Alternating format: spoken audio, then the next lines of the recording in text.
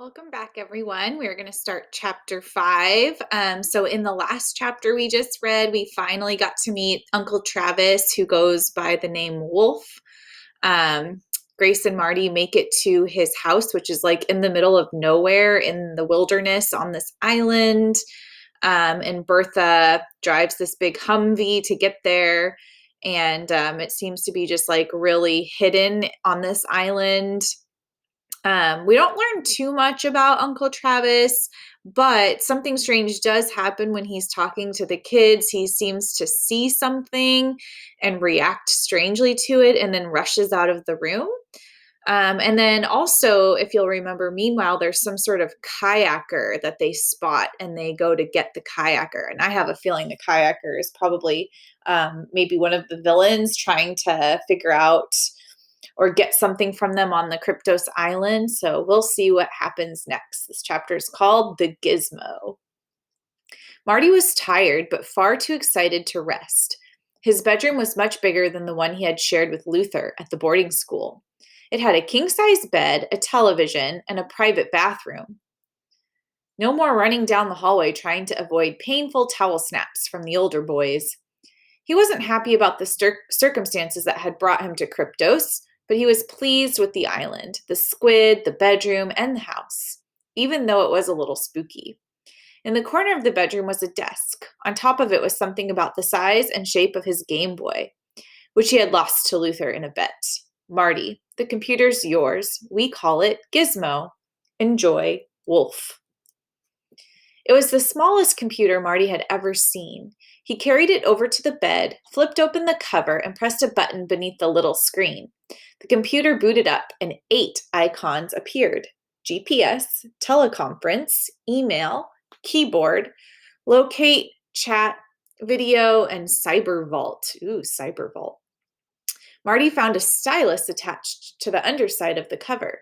He took it out and tapped the keyboard icon, and a small keyboard appeared on the screen. Cool. Okay, clearly this book was written, must have been written before iPads, I'm guessing. I don't know. He tried the teleconference and chat icons, but nothing happened. He skipped the email icon, figuring it wouldn't work without an email account, and clicked the Cyber Vault icon. To establish Vault, please insert your disk. Don't have a disk, Marty said. He clicked the video icon. The screen went blank for a second, then filled with an aerial image of the Coliconth. He saw Phil's seaplane still tied to the dock. Then the camera swooped across open water. They must be using the helicopter to film this, Marty thought, but why? The camera circled back around and passed over the top of the red kayak. It was now resting safely on the beach, which he was glad to see. The camera plunged downward over the parking lot, where Marty caught a glimpse of Phil and the back of another person getting into a Humvee. A moment later, the Humvee drove away and the camera followed it up the road for a while, then veered off into the trees and rose above them. The tops of fir trees flashed across the screen. In the distance, he could just make out 2 small lakes with the last glimmer of orange sunlight reflecting off the surfaces. Video terminated. The 7 icons reappeared. Marty whistled. The computer we built can't do that. Wait until I tell Luther. He clicked the locate icon. Who do you want to locate? Wolf Grace? Phil Sr. Marty? Phil Jr. Bertha? Continue to next list. Marty clicked his own name. An instant later, a floor plan appeared on the screen. In the southwest corner of bedroom number 6 was a small gray square. He carried the gizmo from the bed over to the desk. The gray square moved across the little screen at the exact same pace he was walking. When he stopped, the square stopped. When he moved, the square moved. Weird, he said, opening the bedroom door and stepping out into the hallway. The gray square was now in the hallway. He knocked on Grace's door. There was no answer. He walked in. This gray square moved into bedroom number 5. Very weird. Wow, so it sounds like they're being tracked. I wonder how they got trackers on them. He glanced at Grace's desk and saw that she had a gizmo identical to his. He sat on her bed and stared down at the gray square. How does the gizmo... He noticed the identification tag dangling from his neck. Oh, okay. And suddenly realized how it knew where he was. He clicked Grace's name. A blue square appeared in the library. Grace had stayed in her bedroom less than a minute before heading back downstairs, clutching the one-armed monkey for security, which she was badly in need of after the day's events. Mrs. Coots, her English teacher, had told her that if she was curious about someone, all she had to do was look at their books. You can read a person like a book by the books they read, was how Mrs. Coots put it, and Grace was desperate to learn more about their guardian. She hadn't noticed it when she was in the library earlier, but along the walls beneath the balcony was a glass display case. In it was an ancient illuminated manuscript, hand-lettered on parchment, beautifully illustrated, and written in a language Grace had never seen before. She stood in front of the case for a long time, staring at the 2 open pages, trying to decipher the words. But she couldn't make nothing of them, and finally turned away, walking up the spiral staircase to the library. Now these books I understand, she said. Grace loved reading science books, and Wolf had hundreds of them, carefully organized and labeled by subject. Oceanography, geology, astronomy, meteorology, chemistry, mammals, birds. Marty will love this section, she thought. Although I had better keep it to myself for the time being. He's already too excited about the island and Wolf. Reptiles, fish, insects, dragons. Grace stopped. Dragons? She looked at the next section. It was contained books on sea monsters. Next to this was lake monsters, then a large section on Bigfoot and Yeti, then mermaids and mermen, then little humanoids, which was divided into subsections. Fairies, leprechauns, gnomes, pixies, ogres, brownies, trolls, and finally elves. Oh no, Grace thought with a racing heart, Wolf believes in Santa's helpers. If Mrs. Coots was right about the books a person reads, then her uncle was a lunatic. Grace completed the circle, stopping at the last section labeled General Cryptozoology. So again, crypto or cryptozoology is like the belief in mythological creatures or undiscovered creatures. So that's probably why this library is full of books on mythological creatures.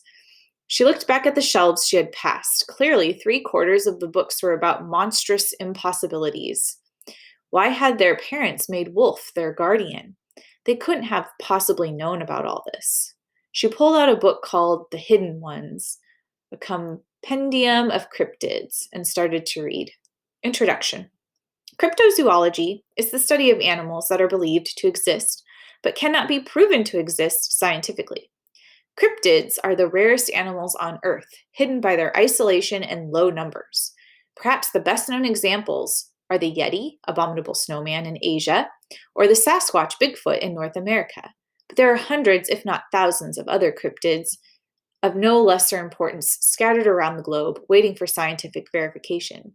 These other cryptids include Nessie, the Loch Ness Monster of Scotland, the giant squid or kraken, of which no living specimens have been found, the chupacabra, goatsucker, found in the American Southwest, Mexico, and Central America. Grace became so involved in the implausible subject that she didn't notice Marty walk into the library until he called her name. She thought about answering him, but instead she scooted further into the shadows. On occasion, Marty loved to scare the daylights out of her by jumping from concealed places when she least expected it. She swore that one day she would pay him back. This just might be the day, she thought. Marty didn't see Grace anywhere and was disappointed that the gizmo didn't work as he had thought. He slipped it into his pocket and walked over to the first aquarium for another look at the odd fish. Come on, carp lips, show me some life. He tapped on the glass. The fish didn't move. Grace rather liked watching Marty talk to himself and decided not to give herself away, at least not yet. Marty got bored with the passive fish and wandered over to the squid tank. Hey, squids, it's Captain Nemo from 20,000 Leagues Under the Sea, but this time I'm bigger than you. When he finished berating the squid, he went over to the fireplace. He squatted down on the hearth and moved the embers around with a poker. And he picked his nose and flicked the harvest into the flames. Grace covered her mouth to stop herself from laughing. Marty and Luther were always calling people nose pickers. Who is the nose picker now? Marty went back over to the aquarium for a final look at the fish. Tell you what I'll do, carp breath. If you show me just a little bit of personality, I'll scoop a squid out and feed it to you. He waited a full minute. Fine then, he said. No calamari for you. He headed for the door. Grace took a deep breath and was about to let out a blood-curdling yell, but changed her mind at the last second. She was comfortable sitting up on the balcony. It was the first time in nearly a week that she had felt reasonably content. She let him go, then slid out onto the railing where the light was better, and returned to the cryptid book. All right, that was a pretty short chapter, and hope you enjoyed it. We'll see what happens next in chapter 6.